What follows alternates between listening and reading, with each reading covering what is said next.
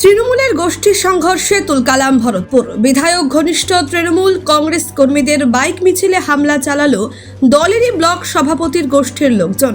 বৃহস্পতিবার বিকেলের ওই ঘটনা মুর্শিদাবাদ জেলার ভরতপুর থানার ভরতপুর বাস স্টপেজ এলাকার। এই ঘটনায় এলাকায় ব্যাপক চাঞ্চল্য ছড়ায়। পরে সেখানে পুলিশ বাহিনী পৌঁছে পরিস্থিতি নিয়ন্ত্রণে আনে।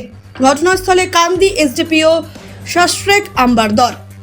প্রসঙ্গত, গত সোমবার শাসক দলের ভরতপুর বিধায়ক হুমায়ুন কবির স্থানীয় ভরতপুর 1 ব্লক সভাপতি নজরুল ইসলাম সম্পর্কে একটি কুরুচিকর মন্তব্য করেন।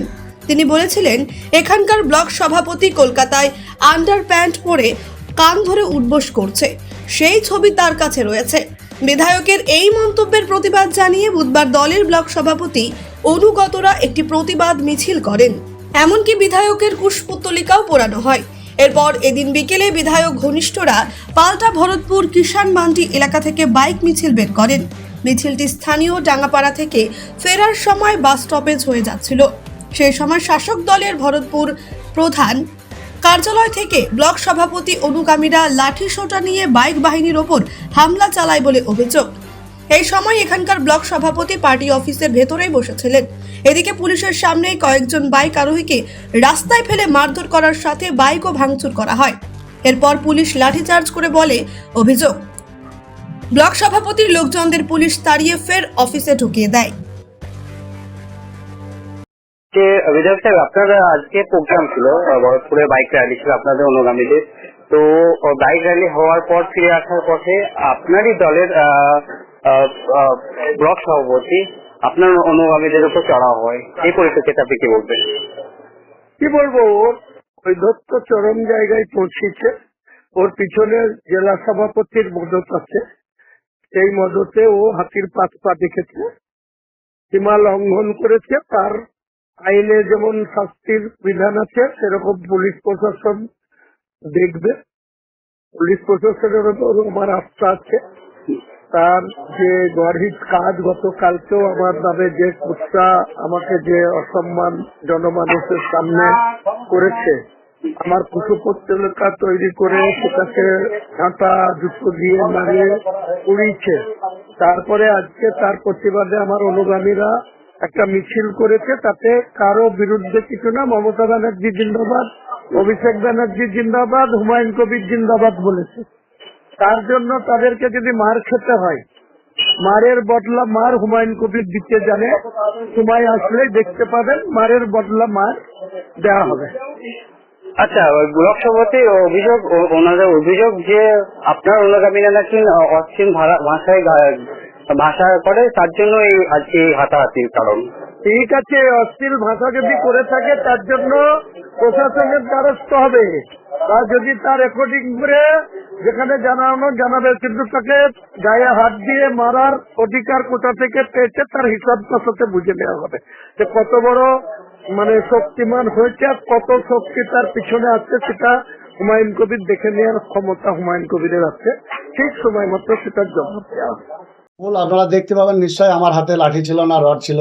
আমরা তো যখন ঝামেলা হয়, আমি তখন তো পার্টি অফিসের ভিতরে, তারপরে তো আমরা খবর পেয়ে যে ওখানে একটা গন্ডগোল চলছে, আমরা দৌড়ে গিয়ে তখন সেখানে ছাড়াই। তাহলে আমার নেতৃত্ব কোথায় হলো? তার আগে থেকেই তো গন্ডগোল ওখানে শুরু হয়ে গেল। এবং সেখানে গিয়ে যখন ঝামেলা হয় তখন আমরা বা পুলিশ প্রশাসন যৌথভাবে সেই ঝামেলাটাকে আমরা ছাড়িয়ে দিয়েছি, যাতে বাড়াবাড়িটা না হয়। আমার নেতৃত্বে কেন হতে যাবে সেখানে? সে আপনারা ছিলেন তো সাংবাদিকরা, ওখানে দেখতে পাবেন যে আমাদের কি ভূমিকা ছিল ওখানে। ছাড়াবার ভূমিকা ছিল না মারমুখী ভূমিকা ছিল ওখানে?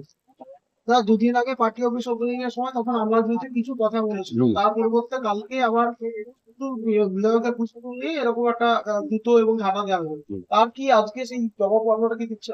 না, আমরা তো কালকে একটা আমাদের যে মিছিলে কথা বলছেন, সেই মিছিলটা এখানে সাধারণ যারা নাগরিক বা তৃণমূলের গ্যাস রুটের যারা কর্মী, তারা যৌথভাবে বা আমাদের যারা সচেতন নাগরিক, তারা যৌথভাবে সেই মিছিলটা করেছিল। সেই মিছিলেও আমি ছিলাম না, সেই মিছিলেও আমার যাওয়ার কোনো প্রশ্ন নাই।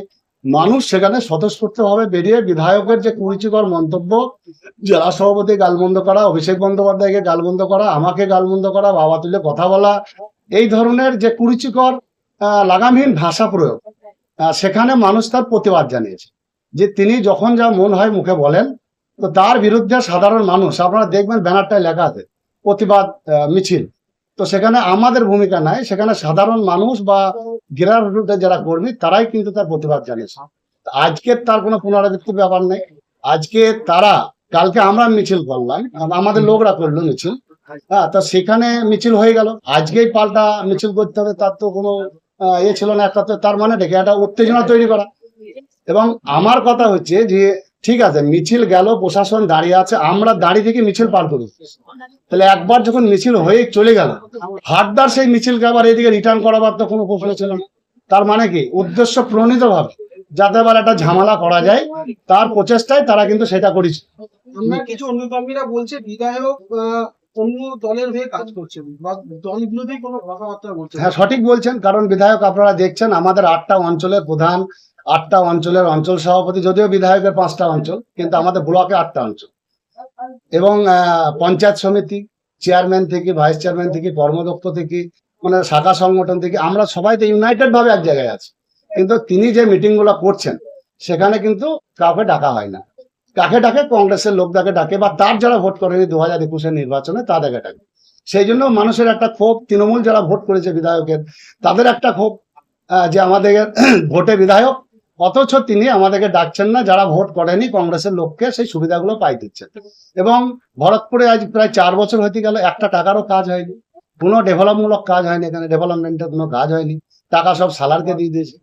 তাহলে সেই হিসাবে ভরতপুরে মানুষের একটা ক্ষোভ তো বিধায়কের উপর আছে, একটা সার্টিফিকেট পায় না, সে ঠিক মতো আসে না, কারোর সঙ্গে যোগাযোগ করে না, গেলে দেখা পায় না, এই সব অনেক কারণে বিধায়কের উপর ক্ষোভ। বিধায়ক ও তৃণমূল ব্যুরো রিপোর্ট, চেতনা নিউজ।